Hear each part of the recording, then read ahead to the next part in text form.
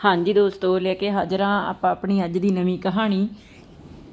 ਜੇਕਰ ਤੁਸੀਂ ਚੈਨਲ 'ਤੇ ਪਹਿਲੀ ਵਾਰ ਆਏ ਹੋ ਤਾਂ ਚੈਨਲ ਨੂੰ ਸਬਸਕ੍ਰਾਈਬ ਜ਼ਰੂਰ ਕਰ ਲਵੋ। ਮੇਰਾ ਨਾਮ ਪ੍ਰੀਤ ਹੈ। ਮੇਰੇ ਵਿਆਹ ਨੂੰ 8 ਸਾਲ ਹੋ ਚੁੱਕੇ ਸੀ, ਪਰ ਅਜੇ ਤੱਕ ਮੇਰੇ ਬੱਚਾ ਨਹੀਂ ਸੀ ਹੋਇਆ, ਜਿਸ ਕਰਕੇ ਮੇਰੇ ਪਤੀ ਨੇ ਮੈਨੂੰ ਆਪਣੇ ਨਾਲ ਰੱਖਣ ਤੋਂ ਇਨਕਾਰ ਕਰ ਦਿੱਤਾ। ਮੈਂ ਆਪਣੇ ਪੇਕੇ ਘਰ ਆ ਗਈ। ਮੇਰੇ ਪੇਕੇ ਘਰ ਦੇ ਵਿੱਚ ਸਾਡੇ ਇੱਕ ਕੰਮ ਵਾਲੀ ਆਉਂਦੀ ਸੀ। ਉਹ ਕੰਮ ਵਾਲੀ ਮੈਨੂੰ ਬਹੁਤ ਪਿਆਰ ਕਰਦੀ ਸੀ, ਪਰ ਜਦੋਂ ਵੀ ਕੰਮ ਵਾਲੀ ਮੇਰੇ ਕੋਲ ਆ ਕੇ ਖੜ੍ਹਦੀ ਤਾਂ ਮੇਰੀ ਮਾਂ ਉਸ ਨੂੰ ਮੇਰੇ ਕੋਲੋਂ ਦੂਰ ਭੇਜ ਦਿੰਦੀ ਅਤੇ ਮੈਨੂੰ ਕਹਿੰਦੀ ਕਿ ਤੂੰ ਇਹਦੇ ਨਾਲ ਜ਼ਿਆਦਾ ਗੱਲ ਨਹੀਂ ਕਰਨੀ।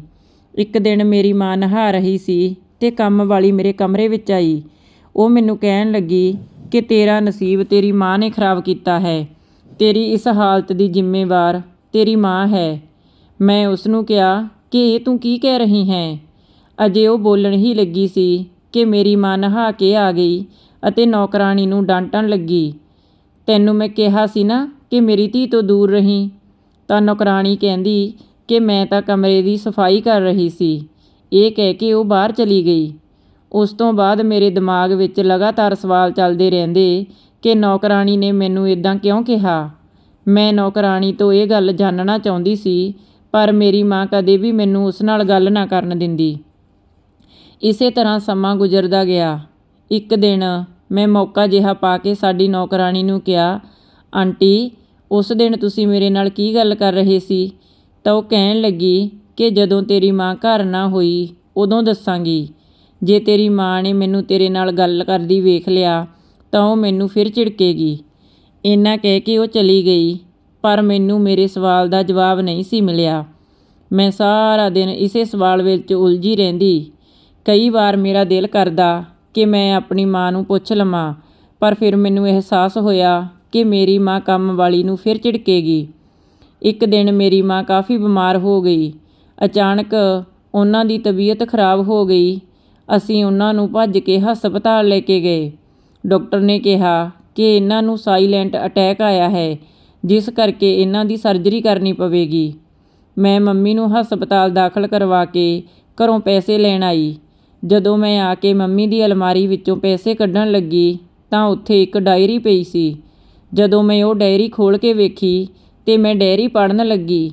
ਉਸ ਡਾਇਰੀ ਵਿੱਚ ਜੋ ਲਿਖਿਆ ਸੀ ਉਹ ਪੜ੍ਹ ਕੇ ਮੇਰੇ ਹੋਸ਼ ਉੱਡ ਗਏ, ਕਿਉਂਕਿ ਮੇਰਾ ਨਾਮ ਪ੍ਰੀਤ ਹੈ। ਜਦੋਂ ਮੇਰੀ ਕਾਲਜ ਦੀ ਪੜ੍ਹਾਈ ਪੂਰੀ ਹੋਈ ਤਾਂ ਮੇਰੇ ਪਾਪਾ ਨੇ ਮੇਰੀ ਮਾਂ ਨੂੰ ਕਿਹਾ ਕਿ ਮੈਂ ਚਾਹੁੰਦਾ ਹਾਂ ਕਿ ਆਪਾਂ ਪ੍ਰੀਤ ਦਾ ਵਿਆਹ ਕਰ ਦਈਏ। ਮੇਰੀ ਮਾਂ ਨੇ ਮੇਰੇ ਪਾਪਾ ਨੂੰ ਇੱਕ ਮੁੰਡੇ ਬਾਰੇ ਦੱਸਿਆ ਕਿ ਆਪਾਂ ਪ੍ਰੀਤ ਦਾ ਵਿਆਹ ਉਸ ਮੁੰਡੇ ਨਾਲ ਕਰਾਂਗੇ, ਕਿਉਂਕਿ ਉਹ ਆਪਣੀ ਅੱਗੇ ਦੀ ਅੱਗੇ ਰਿਸ਼ਤੇਦਾਰੀ ਵਿੱਚੋਂ ਹੈ। ਜਦੋਂ ਮੇਰੀ ਮਾਂ ਨੇ ਇਹੀ ਗੱਲ ਮੇਰੇ ਨਾਲ ਕੀਤੀ ਤਾਂ ਮੈਂ ਆਪਣੀ ਮਾਂ ਦੇ ਗਲ ਲੱਗ ਕੇ ਰੋਣ ਲੱਗੀ ਅਤੇ ਕਿਹਾ ਕਿ ਮਾਂ, ਮੈਂ ਤੁਹਾਨੂੰ ਛੱਡ ਕੇ ਕਿਤੇ ਵੀ ਨਹੀਂ ਜਾਵਾਂਗੀ। ਤਾਂ ਮੇਰੀ ਮਾਂ ਕਹਿੰਦੀ ਕਿ ਤੂੰ ਕਮਲੀ ਹੋਈ ਆਂ ਪੁੱਤ, ਧੀਆਂ ਨੂੰ ਇੱਕ ਦਿਨ ਵਿਆਹ ਕੇ ਆਪਣੇ ਸਹੁਰੇ ਘਰ ਜਾਣਾ ਹੀ ਪੈਂਦਾ ਹੈ, ਇਹ ਕਿਹੜਾ ਵੱਖਰੀ ਗੱਲ ਆ। ਤਾਂ ਮੈਂ ਕਿਹਾ ਕਿ ਮਾਂ, ਜੇ ਮੈਂ ਸਹੁਰੇ ਘਰ ਚਲੀ ਗਈ ਤਾਂ ਤੁਸੀਂ ਅਤੇ ਪਾਪਾ ਇਕੱਲੇ ਰਹਿ ਜਾਓਗੇ। ਤਾਂ ਮੇਰੀ ਮਾਂ ਕਹਿਣ ਲੱਗੀ, ਕੋਈ ਗੱਲ ਨਹੀਂ, ਜਦੋਂ ਸਾਨੂੰ ਲੱਗਿਆ ਕਿ ਅਸੀਂ ਇਕੱਲੇ ਹਾਂ, ਅਸੀਂ ਤੈਨੂੰ ਆਪਣੇ ਜਵਾਈ ਨੂੰ ਕੋਲ ਰੱਖ ਲਵਾਂਗੇ। ਜਦੋਂ ਮੇਰੀ ਮਾਂ ਨੇ ਮੇਰੇ ਪਾਪਾ ਕੋਲ ਉਸ ਰਿਸ਼ਤੇ ਬਾਰੇ ਗੱਲ ਕੀਤੀ ਤਾਂ ਮੇਰੇ ਪਾਪਾ ਕਹਿਣ ਲੱਗੇ ਕਿ ਇੱਕ ਵਾਰ ਪ੍ਰੀਤ ਨੂੰ ਪੁੱਛ ਲਾ। ਜਦੋਂ ਮੇਰੀ ਮਾਂ ਨੇ ਮੇਰੇ ਕੋਲ ਰਿਸ਼ਤੇ ਦੀ ਗੱਲ ਕੀਤੀ ਤਾਂ ਮੈਂ ਆਪਣੀ ਮਾਂ ਨੂੰ ਕਿਹਾ, ਮਾਂ, ਕਾਲਜ ਦੇ ਵਿੱਚ ਮੈਂ ਕਿਸੇ ਮੁੰਡੇ ਨੂੰ ਪਸੰਦ ਕਰਦੀ ਹਾਂ। ਉਹ ਪੜ੍ਹਿਆ ਲਿਖਿਆ ਤੇ ਚੰਗੀ ਸੋਚ ਵਾਲਾ ਮੁੰਡਾ ਹੈ। ਮੈਂ ਉਹਦੇ ਨਾਲ ਵਿਆਹ ਕਰਵਾਉਣਾ ਚਾਹੁੰਦੀ ਹਾਂ। ਮੇਰੀ ਇਹ ਗੱਲ ਸੁਣ ਕੇ ਮੇਰੀ ਮਾਂ ਨੇ ਮੇਰੇ ਇੱਕ ਚਪੇੜ ਮਾਰੀ ਅਤੇ ਕਹਿਣ ਲੱਗੀ, ਹੁਣ ਤੂੰ ਆਪਣੀ ਮਰਜ਼ੀ ਨਾਲ ਵਿਆਹ ਕਰਵਾਵੇਂਗੀ? ਤੈਨੂੰ ਸ਼ਰਮ ਨਹੀਂ ਆਉਂਦੀ? ਤੂੰ ਸਾਡਾ ਨੱਕ ਵੱਢਣ 'ਤੇ ਤੁਲੀ ਹੋਈ ਏ। ਮੈਂ ਕਿਹਾ, ਮਾਂ, ਵਿਆਹ ਤਾਂ ਵੈਸੇ ਵੀ ਹੋਣਾ ਹੈ। ਉਹ ਮੁੰਡਾ ਆਪਣੀ ਜਾਤ ਦਾ ਹੈ, ਆਪਣੇ ਧਰਮ ਦਾ ਹੈ, ਪੜ੍ਹਿਆ ਲਿਖਿਆ ਹੈ ਅਤੇ ਸੋਹਣਾ ਸੁਨੱਖਾ ਵੀ ਆ, ਤੇ ਮੈਨੂੰ ਬਹੁਤ ਜ਼ਿਆਦਾ ਪਿਆਰ ਵੀ ਕਰਦਾ ਹੈ। ਤੁਹਾਨੂੰ ਮੇਰੀ ਖੁਸ਼ੀ ਚਾਹੀਦੀ ਹੈ ਨਾ? ਤਾਂ ਮੇਰੀ ਮਾਂ ਕਹਿਣ ਲੱਗੀ ਕਿ ਲੋਕ 100 ਤਰ੍ਹਾਂ ਦੀਆਂ ਗੱਲਾਂ ਕਰਨਗੇ ਕਿ ਇਹਨਾਂ ਦੀ ਕੁੜੀ ਨੇ ਆਪਣੀ ਪਸੰਦ ਦੇ ਮੁੰਡੇ ਨਾਲ ਵਿਆਹ ਕਰਵਾਇਆ ਹੈ, ਪਰ ਮੈਂ ਆਪਣੇ ਪਾਪਾ ਨੂੰ ਸਾਫ਼-ਸਾਫ਼ ਸ਼ਬਦਾਂ ਵਿੱਚ ਕਹਿ ਦਿੱਤਾ ਕਿ ਮੈਂ ਵਿਆਹ ਕਰਵਾਵਾਂਗੀ ਤਾਂ ਰਾਣੇ ਨਾਲ ਹੀ ਕਰਵਾਵਾਂਗੀ। ਪਰ ਮੇਰੇ ਪਾਪਾ ਮੇਰੀ ਮਾਂ ਨੂੰ ਕਹਿਣ ਲੱਗੇ ਕਿ ਜੇ ਆਪਾਂ ਅਲੱਗ ਕਿਤੇ ਪ੍ਰੀਤ ਦਾ ਵਿਆਹ ਕਰਾਂਗੇ ਤੇ ਇਸ ਦੀ ਸਹੁਰੇ ਘਰ ਨਾ ਬਣੀ, ਫਿਰ ਵੀ ਆਪਾਂ ਨੂੰ ਹੀ ਔਖਾ ਹੋਵੇਗਾ। ਇਸ ਲਈ ਉਹਨਾਂ ਨੇ ਰਾਣੇ ਦਾ ਘਰ-ਬਾਰ ਵੇਖ ਕੇ ਮੇਰਾ ਵਿਆਹ ਰਾਣੇ ਨਾਲ ਕਰ ਦਿੱਤਾ। ਰਾਣੇ ਦਾ ਪਰਿਵਾਰ ਇੱਕ ਪੜ੍ਹਿਆ ਲਿਖਿਆ ਪਰਿਵਾਰ ਸੀ। ਮੈਂ ਵਿਆਹ ਕੇ ਸਹੁਰੇ ਘਰ ਆ ਗਈ। ਮੇਰੇ ਸੱਸ ਸਹੁਰਾ, ਦਿਓਰ ਅਤੇ ਮੇਰਾ ਪਤੀ ਰਾਣਾ ਸਾਰੇ ਮੈਨੂੰ ਬਹੁਤ ਪਿਆਰ ਕਰਦੇ ਸੀ। ਮੈਂ ਖੁਸ਼ੀ ਵਿੱਚ ਫੁੱਲੀ ਨਹੀਂ ਸਮਾਉਂਦੀ ਸੀ। ਹੌਲੀ-ਹੌਲੀ ਸਮਾਂ ਗੁਜ਼ਰਦਾ ਗਿਆ। ਮੇਰੇ ਵਿਆਹ ਨੂੰ 5 ਸਾਲ ਹੋ ਗਏ, ਪਰ ਮੇਰੀ ਕੁੱਖ ਹਰੀ ਨਾ ਹੋਈ। ਕਹਿੰਦੇ ਨੇ ਇੱਕ ਕੁੜੀ ਦੀ ਸਹੁਰੇ ਘਰ ਇੱਜ਼ਤ ਫਿਰ ਹੀ ਹੁੰਦੀ ਹੈ ਜੇ ਉਹ ਆਪਣੇ ਸਹੁਰਿਆਂ ਨੂੰ ਉਹਨਾਂ ਦੇ ਵੰਸ਼ ਦਾ ਵਾਰਸ ਦਿੰਦੀ ਹੈ। ਬੱਚਾ ਨਾ ਹੋਣ ਕਰਕੇ ਮੇਰੀ ਸੱਸ ਮੈਨੂੰ ਤਾਨੇ ਦੇਣ ਲੱਗੀ। ਘਰ ਦੇ ਵਿੱਚ ਗੱਲ-ਗੱਲ 'ਤੇ ਕਲੇਸ਼ ਹੋਣ ਲੱਗਾ। ਰਾਣਾ ਮੈਨੂੰ ਬਹੁਤ ਪਿਆਰ ਕਰਦਾ ਸੀ। ਜਦੋਂ ਮੈਂ ਉਸ ਕੋਲ ਮੰਮੀ ਦੀਆਂ ਗੱਲਾਂ ਦੱਸਦੀ ਤਾਂ ਉਸਦਾ ਵੀ ਮਨ ਦੁਖੀ ਹੋ ਜਾਂਦਾ। ਜਦੋਂ ਘਰ ਵਿੱਚੋਂ ਕਲੇਸ਼ ਖਤਮ ਨਾ ਹੋਇਆ ਤਾਂ ਰਾਣੇ ਨੇ ਆਪਣੇ ਮਾਤਾ-ਪਿਤਾ ਨਾਲੋਂ ਅਲੱਗ ਹੋਣ ਦਾ ਫੈਸਲਾ ਕਰ ਲਿਆ, ਕਿਉਂਕਿ ਉਹ ਨਹੀਂ ਚਾਹੁੰਦਾ ਸੀ ਕਿ ਮੈਂ ਦੁਖੀ ਰਹਾਂ। ਉਹ ਇਹ ਗੱਲ ਚੰਗੀ ਤਰ੍ਹਾਂ ਜਾਣਦਾ ਸੀ ਕਿ ਇੱਕ ਤਾਂ ਮੈਂ ਬੱਚਾ ਨਾ ਹੋਣ ਕਰਕੇ ਦੁਖੀ ਹਾਂ, ਉੱਤੋਂ ਮੰਮੀ ਦੇ ਤਾਨੇ ਮਿਹਣਿਆਂ ਨਾਲ। ਇਸ ਲਈ ਅਸੀਂ ਦੋਨੋਂ ਅਲੱਗ ਰਹਿਣ ਲੱਗੇ। 2 ਸਾਲ ਤਾਂ ਵਧੀਆ ਗੁਜ਼ਰੇ, ਪਰ ਹੁਣ ਰਾਣੇ ਨੂੰ ਵੀ ਘਰ ਵਿੱਚ ਬੱਚੇ ਦੀ ਕਮੀ ਮਹਿਸੂਸ ਹੁੰਦੀ ਅਤੇ ਉਸ ਨੂੰ ਇੱਦਾਂ ਵੀ ਲੱਗਦਾ ਕਿ ਮੈਂ ਆਪਣੇ ਮਾਂ-ਪਿਓ ਤੋਂ ਵੱਖ ਹੋ ਗਿਆ ਹਾਂ, ਜਿਸ ਕਰਕੇ ਉਹ ਵੀ ਗੱਲ-ਗੱਲ 'ਤੇ ਮੇਰੇ ਉੱਤੇ ਖਿਝਣ ਲੱਗਾ। ਉਹ ਮੈਨੂੰ ਗੱਲ-ਗੱਲ 'ਤੇ ਝਿੜਕਦਾ ਰਹਿੰਦਾ ਅਤੇ ਬੱਚਾ ਨਾ ਹੋਣ ਦੇ ਤਾਨੇ ਦਿੰਦਾ। ਮੈਂ ਰਾਣੇ ਦੀਆਂ ਗੱਲਾਂ ਤੋਂ ਦੁਖੀ ਹੋ ਜਾਂਦੀ, ਪਰ ਮੈਂ ਕਦੇ ਵੀ ਉਸ ਨੂੰ ਉਲਟਾ ਜਵਾਬ ਨਾ ਦਿੰਦੀ, ਕਿਉਂਕਿ ਮੈਨੂੰ ਪਤਾ ਸੀ ਕਿ ਮੇਰੇ ਵਿੱਚ ਕਮੀ ਹੈ ਅਤੇ ਮੈਨੂੰ ਇਹ ਵੀ ਪਤਾ ਸੀ ਕਿ ਰਾਣਾ ਬੱਚਾ ਨਾ ਹੋਣ ਕਰਕੇ ਦੁਖੀ ਹੈ। ਇਸੇ ਤਰ੍ਹਾਂ ਸਮਾਂ ਗੁਜ਼ਰਦਾ ਗਿਆ। ਇੱਕ ਦਿਨ ਰਾਤ ਨੂੰ ਬਹੁਤ ਜ਼ਿਆਦਾ ਮੀਂਹ ਪੈ ਰਿਹਾ ਸੀ। ਮੇਰਾ ਪਤੀ ਘਰ ਨਹੀਂ ਸੀ। ਉਹ ਹੁਣ ਅਕਸਰ ਘਰ ਲੇਟ ਆਉਂਦਾ ਸੀ ਅਤੇ ਸ਼ਰਾਬ ਪੀ ਕੇ ਆਉਂਦਾ ਸੀ। ਹੁਣ ਉਸ ਨੂੰ ਸ਼ਰਾਬ ਦੀ ਲੱਤ ਲੱਗ ਗਈ ਸੀ। ਜਦੋਂ ਵੀ ਉਹ ਘਰ ਆਉਂਦਾ ਤਾਂ ਆ ਕੇ ਬਸ ਰੋਟੀ ਖਾ ਕੇ ਸੌਂ ਜਾਂਦਾ। ਮੇਰੇ ਨਾਲ ਜ਼ਿਆਦਾ ਗੱਲ ਨਾ ਕਰਦਾ। ਅੱਜ ਮੀਂਹ ਹੋਣ ਕਰਕੇ ਬੱਦਲ ਗਰਜ ਰਹੇ ਸੀ ਅਤੇ ਬਿਜਲੀ ਕੜਕ ਰਹੀ ਸੀ। ਮੈਂ ਬੱਦਲਾਂ ਦੀ ਗਰਜ ਅਤੇ ਬਿਜਲੀ ਦੀ ਕੜਕ ਤੋਂ ਬਹੁਤ ਡਰਦੀ ਸੀ। ਮੈਂ ਆਪਣੇ ਘਰ ਵਾਲੇ ਨੂੰ ਫੋਨ ਕੀਤਾ ਕਿ ਰਾਣੇ, ਤੁਸੀਂ ਜਲਦੀ ਘਰ ਆ ਜਾਓ, ਮੈਨੂੰ ਬਹੁਤ ਡਰ ਲੱਗ ਰਿਹਾ ਹੈ। ਜਦੋਂ ਉਹ ਘਰ ਆਇਆ ਤਾਂ ਆ ਕੇ ਮੈਨੂੰ ਲੜਨ ਲੱਗਾ ਕਿ ਤੂੰ ਮੈਨੂੰ ਕਿਤੇ ਵੀ ਚੈਨ ਨਾਲ ਬੈਠਣ ਨਹੀਂ ਦਿੰਦੀ, ਫੋਨ ਕਰਦੀ ਰਹਿਣੀ ਏ। ਉਹ ਰਾਤ ਨੂੰ ਮੇਰੇ ਨਾਲ ਬਹੁਤ ਲੜਿਆ। ਅਗਲੇ ਦਿਨ ਸਵੇਰੇ ਮੈਂ ਰਾਣੇ ਨੂੰ ਕੋਲ ਬਿਠਾ ਕੇ ਪੁੱਛਿਆ ਕਿ ਆਖਰ ਗੱਲ ਕੀ ਹੈ, ਤੁਸੀਂ ਮੇਰੇ ਤੋਂ ਇੰਨਾ ਦੂਰ ਕਿਉਂ ਭੱਜਦੇ ਹੋ? ਤੁਸੀਂ ਮੇਰੇ ਨਾਲ ਗੱਲ-ਗੱਲ 'ਤੇ ਲੜਦੇ ਰਹਿੰਦੇ ਹੋ। ਤਾਂ ਉਸਨੇ ਕਿਹਾ ਕਿ ਤੂੰ ਇੱਕ ਵਾਂਝ ਔਰਤ ਹੈ, ਤੂੰ ਮੈਨੂੰ ਬੱਚਾ ਨਹੀਂ ਦੇ ਸਕਦੀ, ਹੋਰ ਮੈਂ ਤੇਰੇ ਤੋਂ ਕੀ ਉਮੀਦ ਰੱਖਾਂ? ਰਾਣੇ ਦੇ ਇਸ ਤਾਨੇ ਨੇ ਮੈਨੂੰ ਅੰਦਰ ਤੱਕ ਝੰਜੋੜ ਕੇ ਰੱਖ ਦਿੱਤਾ ਅਤੇ ਮੈਂ ਉਸ ਨੂੰ ਕਿਹਾ ਕਿ ਜੇਕਰ ਤੈਨੂੰ ਮੇਰੇ ਨਾਲ ਰਹਿਣਾ ਪਸੰਦ ਨਹੀਂ ਤਾਂ ਤੂੰ ਮੈਨੂੰ ਤਲਾਕ ਦੇ ਸਕਦਾ ਹੈ। ਤੁਸੀਂ ਸਾਰਾ ਦਿਨ ਮੈਨੂੰ ਤਾਨੇ ਮਿਹਣੇ ਮਾਰਦੇ ਹੋ, ਇਸ ਲਈ ਮੈਂ ਤੁਹਾਡੇ ਨਾਲ ਨਹੀਂ ਰਹਿ ਸਕਦੀ। ਮੈਨੂੰ ਵੀ ਬਹੁਤ ਗੁੱਸਾ ਆ ਗਿਆ ਸੀ। ਉਹ ਚੁੱਪਚਾਪ ਘਰੋਂ ਨਿਕਲ ਗਿਆ। ਸ਼ਾਮ ਤੱਕ ਉਹ ਘਰ ਵਾਪਸ ਨਾ ਆਇਆ। ਮੈਂ ਉਸ ਦਾ ਬਹੁਤ ਇੰਤਜ਼ਾਰ ਕੀਤਾ। ਸ਼ਾਮ ਨੂੰ ਜਦੋਂ ਉਹ ਵਾਪਸ ਆਇਆ ਤਾਂ ਆ ਕੇ ਮੈਨੂੰ ਕਹਿਣ ਲੱਗਾ ਕਿ ਤੂੰ ਕੋਈ ਬਹੁਤੀ ਚੰਗੀ ਕੁੜੀ ਨਹੀਂ ਆ। ਮੈਂ ਬਹੁਤ ਵੱਡੀ ਗਲਤੀ ਕੀਤੀ ਤੇਰੇ ਨਾਲ ਵਿਆਹ ਕਰਵਾ ਕੇ। ਰਾਣੇ ਦੀ ਇਹ ਗੱਲ ਸੁਣ ਕੇ ਮੈਨੂੰ ਬਹੁਤ ਹੈਰਾਨੀ ਹੋਈ ਕਿ ਰਾਣਾ ਮੇਰੇ ਬਾਰੇ ਇੱਦਾਂ ਕਿਉਂ ਬੋਲ ਰਿਹਾ ਹੈ। ਉਸ ਤੋਂ ਬਾਅਦ ਰਾਣਾ ਮੈਨੂੰ ਕਹਿਣ ਲੱਗਾ ਕਿ ਮੈਂ ਤੇਰੇ ਨਾਲ ਨਹੀਂ ਰਹਿ ਸਕਦਾ, ਮੇਰੇ ਘਰੋਂ ਨਿਕਲ ਜਾ। ਮੈਂ ਉਸ ਨੂੰ ਕਿਹਾ ਕਿ ਅੱਜ ਦੀ ਰਾਤ ਤਾਂ ਮੈਂ ਕਿਤੇ ਨਹੀਂ ਜਾ ਸਕਦੀ, ਕਿਉਂਕਿ ਹੁਣ ਹਨੇਰਾ ਹੋ ਚੁੱਕਿਆ ਹੈ, ਪਰ ਕੱਲ੍ਹ ਨੂੰ ਮੈਂ ਤੇਰੇ ਕੋਲ ਪਲ ਵੀ ਨਹੀਂ ਰੁਕਾਂਗੀ। ਅਗਲੇ ਦਿਨ ਸਵੇਰੇ ਹੀ ਮੈਂ ਆਪਣਾ ਬੈਗ ਪੈਕ ਕੀਤਾ ਤੇ ਆਪਣੀ ਮਾਂ ਦੇ ਘਰ ਆ ਗਈ। ਆਪਣੀ ਮਾਂ ਦੇ ਘਰ ਆ ਕੇ ਮੈਂ ਦੁਖੀ ਹੋ ਕੇ ਪਈ ਰੋਂਦੀ ਰਹਿੰਦੀ।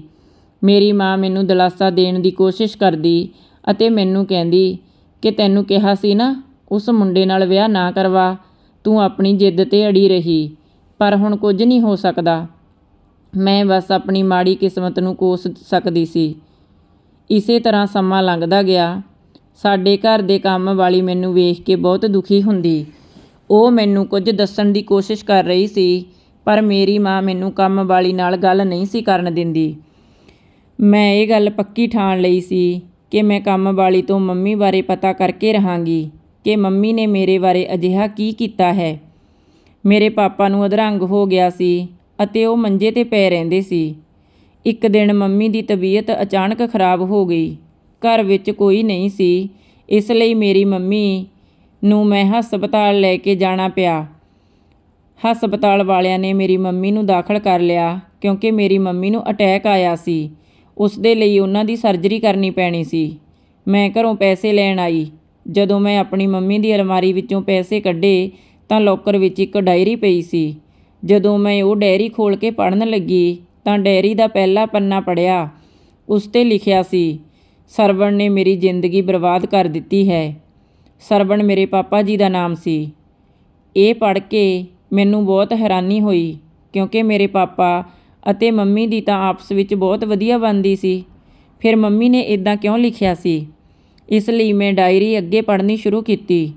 ਉਸ ਡਾਇਰੀ ਵਿੱਚ ਲਿਖਿਆ ਸੀ ਕਿ ਅਸੀਂ 6 ਭੈਣਾਂ ਸੀ। ਘਰ ਵਿੱਚ ਗਰੀਬੀ ਹੋਣ ਕਰਕੇ ਮੇਰੇ ਪਿਤਾ ਨੇ ਮੇਰਾ ਵਿਆਹ ਸਰਵਣ ਨਾਲ ਕਰ ਦਿੱਤਾ। ਪਰ ਜਦੋਂ ਮੈਂ ਇਸ ਘਰ ਵਿੱਚ ਵਿਆਹ ਕੇ ਆਈ ਤਾਂ ਮੈਨੂੰ ਪਤਾ ਲੱਗਿਆ ਕਿ ਸਰਵਣ ਪਹਿਲਾਂ ਹੀ ਵਿਆਹਿਆ ਹੋਇਆ ਸੀ ਅਤੇ ਉਸ ਦੀ ਪਤਨੀ ਦੀ ਕੁੱਖੋਂ ਇੱਕ ਬੇਟੀ ਪੈਦਾ ਹੋਈ ਸੀ। ਸਰਵਣ ਦੀ ਪਤਨੀ ਆਪਣੀ ਬੇਟੀ ਨੂੰ ਜਨਮ ਦੇਣ ਸਾਰ ਹੀ ਰੱਬ ਨੂੰ ਪਿਆਰੀ ਹੋ ਗਈ ਸੀ। ਸਰਵਣ ਨੇ ਆਪਣੀ ਬੇਟੀ ਲਈ ਦੂਸਰਾ ਵਿਆਹ ਕਰਵਾਇਆ ਸੀ। ਮੈਂ ਸਰਵਣ ਦੀ ਬੇਟੀ ਨੂੰ ਬਹੁਤਾ ਪਸੰਦ ਨਹੀਂ ਕਰਦੀ ਸੀ ਕਿਉਂਕਿ ਮੇਰਾ ਰਿਸ਼ਤਾ ਕਰਨ ਤੋਂ ਪਹਿਲਾਂ ਮੈਨੂੰ ਸੱਚ ਨਹੀਂ ਦੱਸਿਆ ਗਿਆ ਸੀ। ਸਰਵਣ ਵੀ ਮੇਰਾ ਕੋਈ ਬਹੁਤਾ ਖਿਆਲ ਨਹੀਂ ਸੀ ਰੱਖਦਾ। ਉਹ ਸਿਰਫ ਆਪਣੀ ਬੇਟੀ ਦੇ ਪਾਲਣ ਪੋਸ਼ਣ ਲਈ ਹੀ ਮੈਨੂੰ ਵਿਆਹ ਕੇ ਲਿਆਇਆ ਸੀ। ਜਦੋਂ ਮੈਨੂੰ ਇਸ ਗੱਲ ਦਾ ਪਤਾ ਲੱਗਾ ਤਾਂ ਮੈਂ ਸਰਵਣ ਦੀ ਬੇਟੀ ਨੂੰ ਹੋਰ ਵੀ ਨਫ਼ਰਤ ਕਰਨ ਲੱਗੀ। ਸਰਵਣ ਚਾਹੁੰਦਾ ਸੀ ਕਿ ਮੈਂ ਉਹਦੀ ਧੀ ਨੂੰ ਬਹੁਤ ਪਿਆਰ ਕਰਾਂ। ਮੇਰੇ ਕੋਲ ਹੋਰ ਕੋਈ ਚਾਰਾ ਨਹੀਂ ਸੀ। ਮੈਂ ਨਾ ਚਾਹੁੰਦੇ ਹੋਏ ਵੀ ਸਰਵਣ ਦੀ ਧੀ ਨੂੰ ਪਾਲਦੀ ਰਹੀ।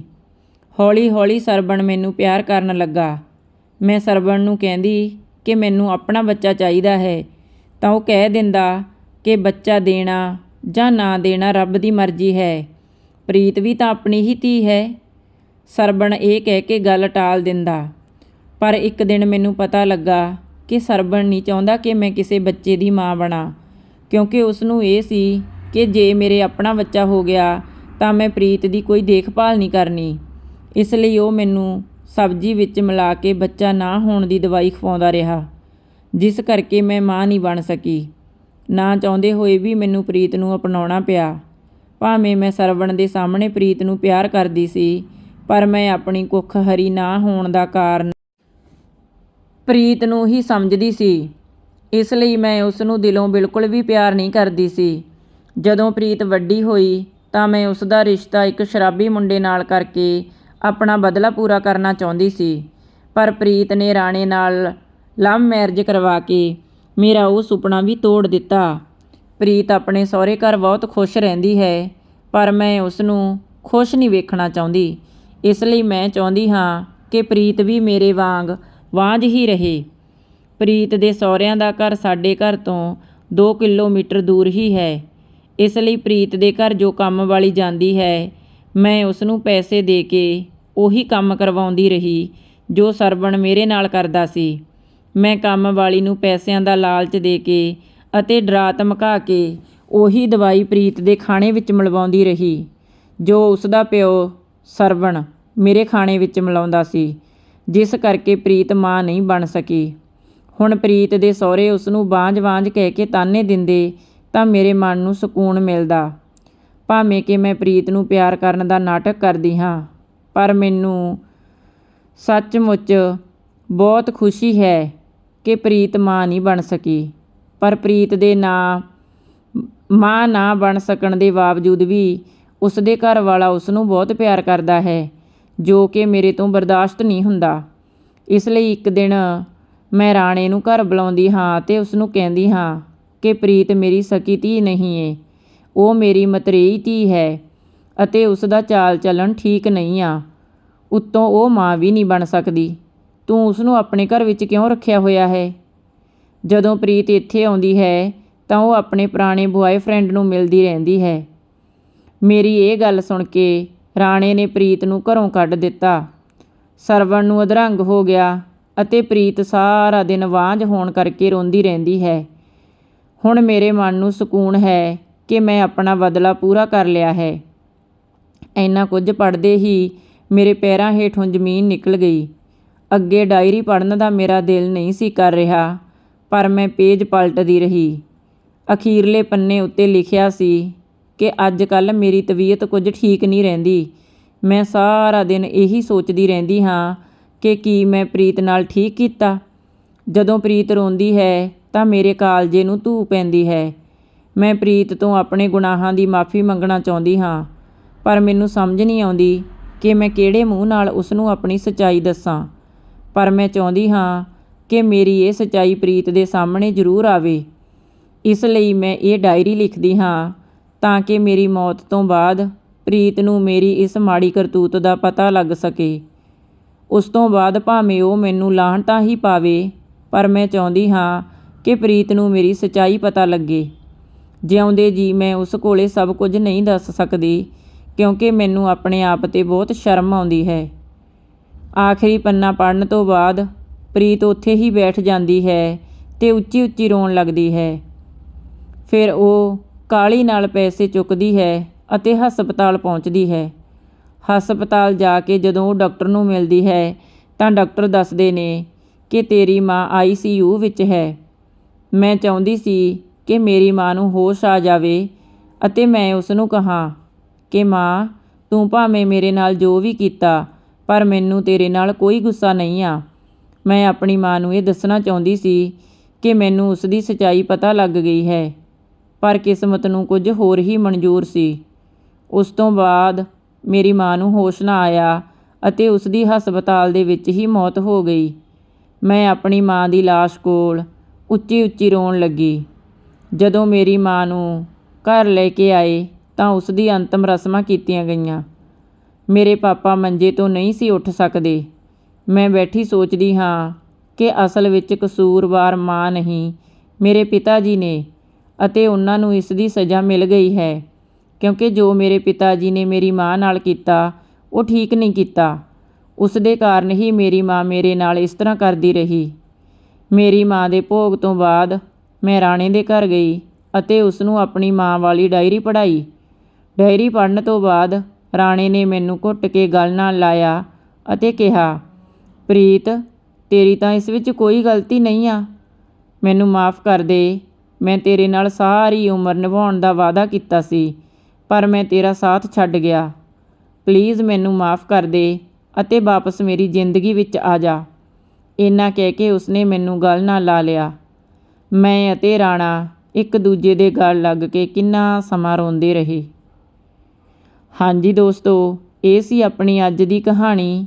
ਕਹਾਣੀ ਤੁਹਾਨੂੰ ਕਿੱਦਾਂ ਲੱਗੀ, ਕਮੈਂਟ ਬਾਕਸ ਵਿੱਚ ਆਪਣੇ ਵਿਚਾਰ ਜ਼ਰੂਰ ਰੱਖਣਾ। ਜੇਕਰ ਵੀਡੀਓ ਵਧੀਆ ਲੱਗੀ ਤਾਂ ਵੀਡੀਓ ਨੂੰ ਲਾਈਕ ਅਤੇ ਚੈਨਲ ਨੂੰ ਸਬਸਕ੍ਰਾਈਬ ਜ਼ਰੂਰ ਕਰਨਾ ਜੀ।